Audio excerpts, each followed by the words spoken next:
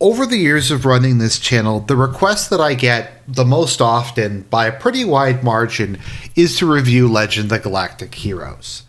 And it's so commonly asked, and I so commonly say no, it's almost kind of become a meme. And at one point I was saying every time somebody asks me to review it, it gets put off another month. And the reason for this isn't that it doesn't look good, it's not that it's not something up my alley. Is that the show is well over 100 episodes long, to say nothing of the prequel, the movies, the side content, the reboots, all that kind of stuff. There is just a lot to go through with regards to this show. And it's not like it's Naruto or Bleach or something where half of it is filler.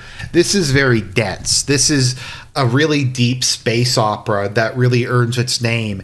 And if you're going to go into that, you have to be really committed to get through it. It's a bit like playing a JRPG that's 40 hours long.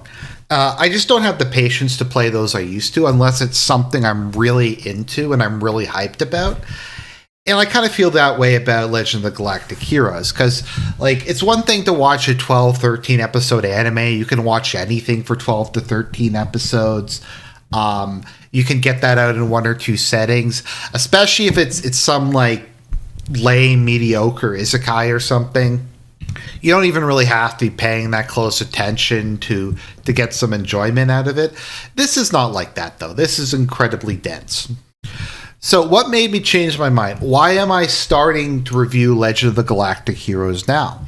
Well, I've been watching some other anime based on the works of Yoshiki Tanaka, who is the writer of Legend of the Galactic Heroes.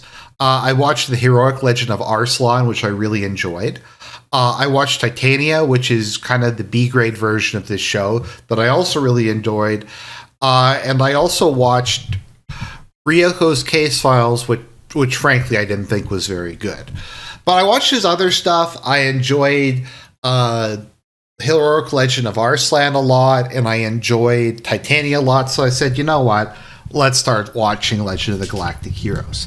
Now, I'm going to say as a caveat up front, this is going to take me a while to get through. So don't expect a complete review or a review of the entire series anytime soon. Besides that, I can't do a review of a show that's over 100 episodes long in one sitting with any kind of covering any kind of amount of it in depth. So I think what I'm going to do is I'm going to start doing reviews for this as I go. So if I watch a couple movies or I get through an arc in the show and I have something to say about it, I'll do a video about that particular arc or something related to the show. But I don't really think there's a way for me to do a big overarching review unless it's very high level or it's 4 hours long, and I don't want to do that. So I think that's what we're going to do with this. It's going to be a series. Whenever I feel like doing one, whenever I think I have something interesting to say about it, we're going to cover it. So that's what I'm thinking as far as Legend of the Galactic Heroes goes. And don't expect me to get through this anytime soon. Like I said, it's over 100 episodes, well over 100 episodes long. And it's very dense. An episode more happens in an episode of this than half a season of a lot of other shows.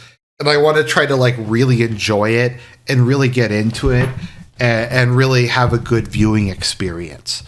So we're going to start having Legend of the Galactic Heroes. I just don't know how often it's going to be.